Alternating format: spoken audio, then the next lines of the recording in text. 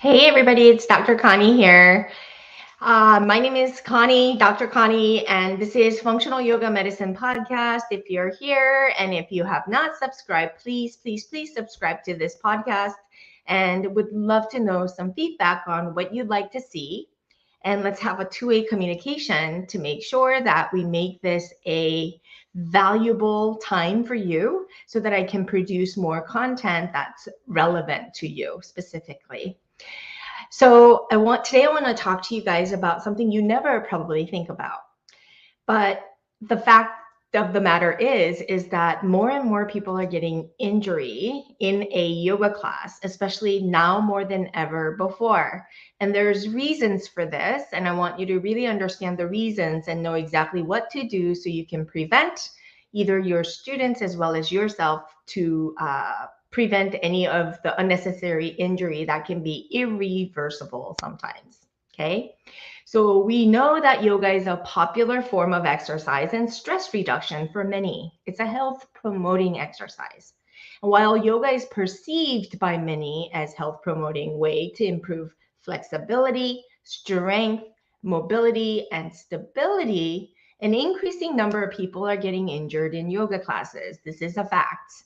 And I've referenced two studies down below for you to kind of go ahead and to validate the research.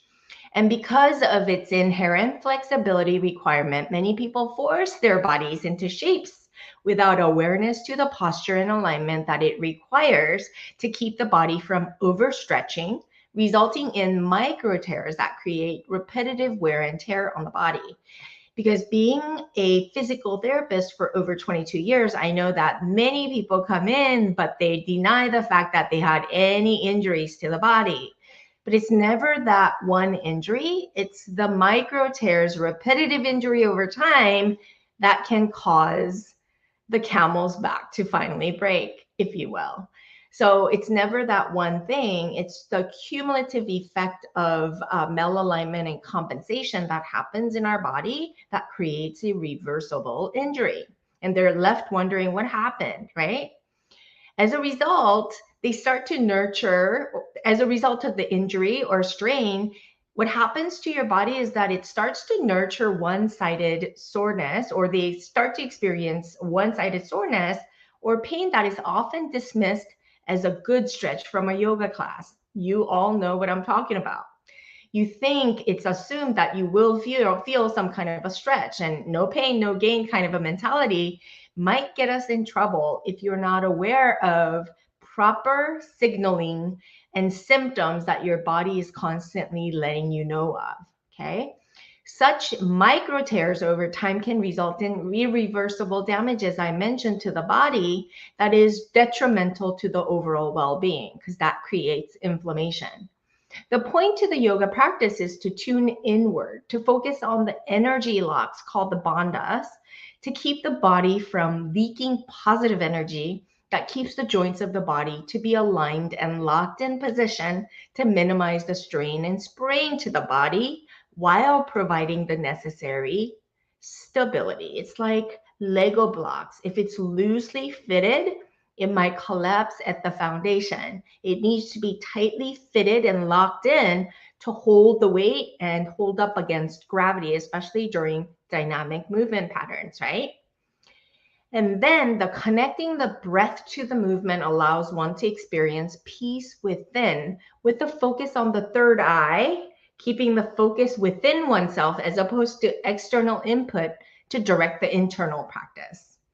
The practice of yoga is done correctly, or if done correctly, it provides mind-body awareness on oneself with increasing love for oneself while promoting authentic alignment with the higher self to elevate consciousness is the ultimate goal.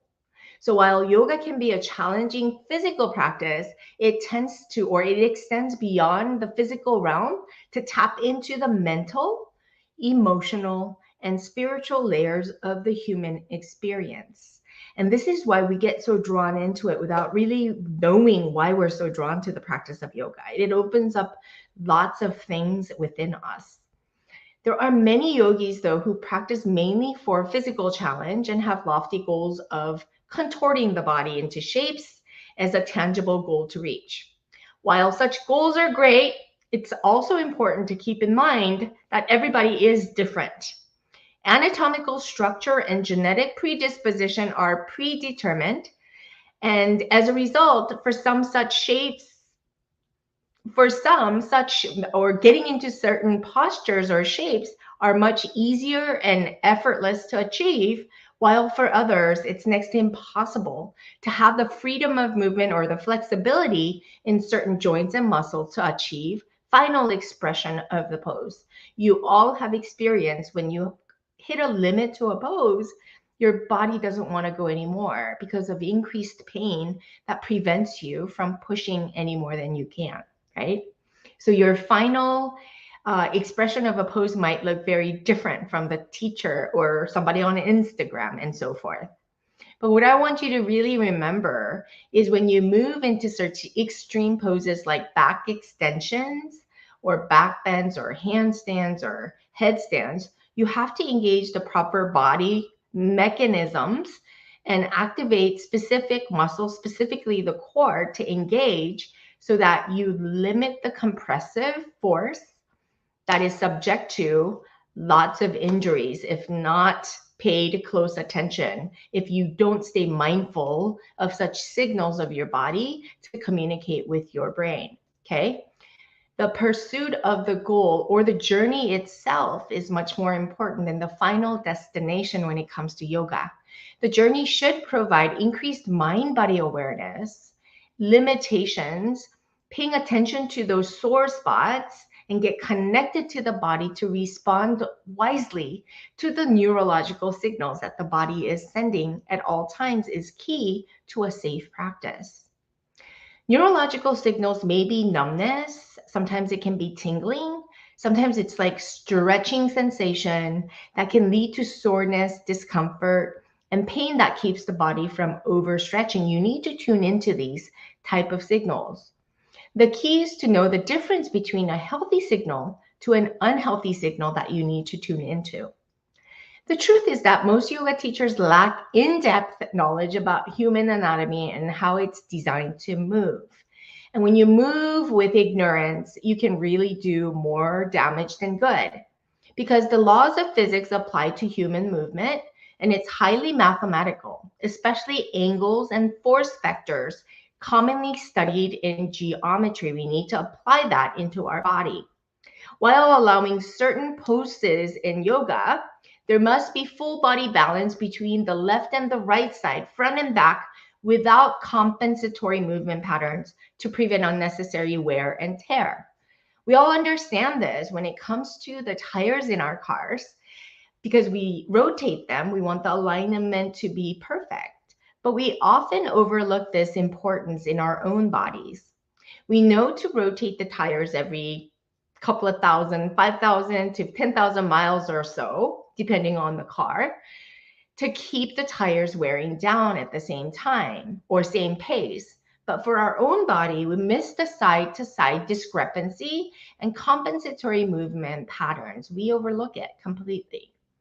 Our bodies are designed to mask such discrepancies by balancing and compensating. However, such compensatory movement patterns over time can result in uneven wear and tear of our joints and create side-to-side differences that can lead to one-sided injury, which further exacerbates the patterns. And due to the sedentary lifestyle today, many people struggle with poor posture and alignment.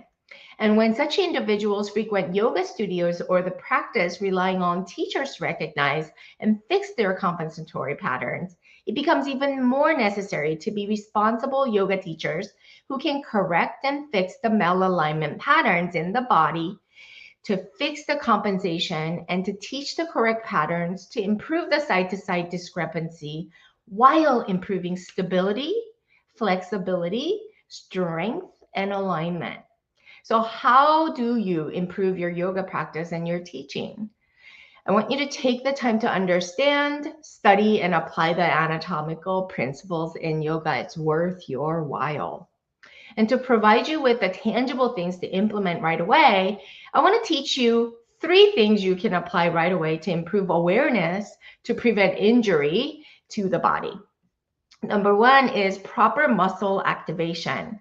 When engaged in downward dog or anything on your hands, or even standing postures, I want you to learn to engage the arm muscles by really spiraling the biceps forward, triceps back, keeping a slight bend in the knee as to activate the triceps and the biceps, and always constantly push the floor away to engage all the shoulder girdle muscles, as well as the spinal muscles to keep from the shoulders collapsing. And I really want you to also do this with your thighs, your hamstrings, and your gluteal activation, as well as your hip flexors in any given pose. Really connecting to different body parts and really feeling into what's called the isometric activation, which is just muscles that become taut, and you can activate, say, quadriceps or hamstrings with engagement and activation. So it's not actively flexing the muscle, but it's an isometric activation, meaning it stays the same length without bending the joints, but it's activated so that we are working into the muscle, okay? Second thing I want you to think about is core engagement. A lot of the times in back bends, proper core engagement keeps the back from collapsing all the way.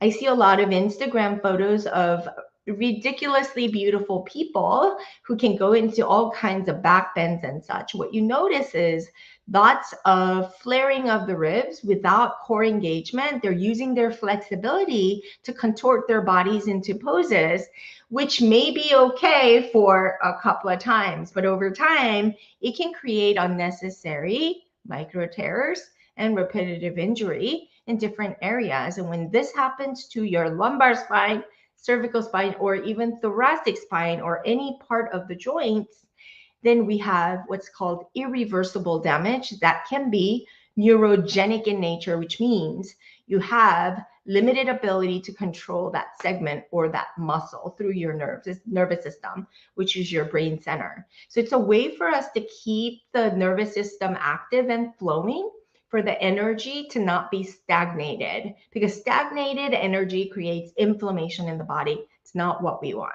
So proper core engagement, drawing the navel to the spine, really threading the rib cages down, and really sitting up nice and tall is really proper. Not just sucking in your tummy, but really engaging with the core, what I call the transversus abdominis, to keep things activated again in the core, is essential for healthy practice. Third thing I want you to keep in mind is to understand proper posture and alignment. If you had a mirror, I want you to understand what your posture and alignment should look like. Rib cages should not be flaring out. It can be sort of threaded down and really taut under the ribs to understand that those muscles keep you nice and postured up to support the proper posture and alignment. Always remember your head should stay above your spine. So I want the ear from the side view, I want the ear to line up with the shoulder to line up with the hips to line up with the knees, and of course to the malleolus or the ankle joints when you're looking at a standing body to the side. That's how you know shoulders should be drawn down, not elevated. We tend to carry the weight of the shoulders or weight of the world on our shoulders, so to speak. The more stressed you are, the more jaws lock up, forward headed, and you're posturally not in your advantageous state. So you want to pull the shoulders down and back, engage with the core, properly activate the muscles up against gravity, understanding the proper alignment of your posture. Your head should be centered up on top of your spine, and your spine should be perpendicular to your pelvic bowl, navel drawn in, rib cages threaded down, and really activating the muscles up against gravity by just contracting them and really pushing the floor away if you're using in a yoga class in downward dog or any poses that require your hands and knee or hands to be on the floor. Okay, so I want you to actively push the floor away, if you will. Push the floor away even as you're standing. Keep everything aligned, pelvis square and spine perpendicular at all times. Do not allow compensatory mechanisms, something crooked, to be okay. It's not okay. You want to fix it as much as possible. And if you have a difficulty fixing, you want to go to a good class with a good teacher who can align you properly so you can have a profound experience yourself, so you can extend this practice to others if you're a teacher or a physician or healthcare practitioner who want to assist in the healing journey of your patients. It's a great way to have that interaction and to showcase your knowledge in this way. I hope this was helpful. I have links of the bibliography of the studies that I cited in this example regarding the injury caused in yoga classes, as well as I want to invite you to a free training session. So I want you to hit the link below to see the functional breakthrough formula, where I share all the proper alignment and posture that you can apply in your daily practice in your own body as well as in patient care to up level your impact in the lives that you serve. So I would also appreciate it if you can find me. I hang out on Instagram a lot at Dr. Connie Chung, CHEUNG, as well as to subscribe to our podcast, Functional Yoga Medicine, where I teach you all the integrative principles to think outside the dogmatic, bureaucratic ways of doing things and to think outside the box to really help and impact more people as a healthcare practitioner or a wellness practitioner that you are. Thank you so much for taking the time. Would love it if you can subscribe to my podcast, Functional Yoga Medicine, as well as to write us a review or share our podcast with as many people as possible. We'd love to really spread the word about really functional yoga medicine. It's a great way for us to really intervene with application. Principally oriented foundational formula called the alkaline methodology that I created to really put the pieces back into a whole puzzle that finally allows you to access so much more than your scope of expertise, because health and wellness requires multi-layered thinking to address the whole body in its entirety. Thank you again, you guys, and I will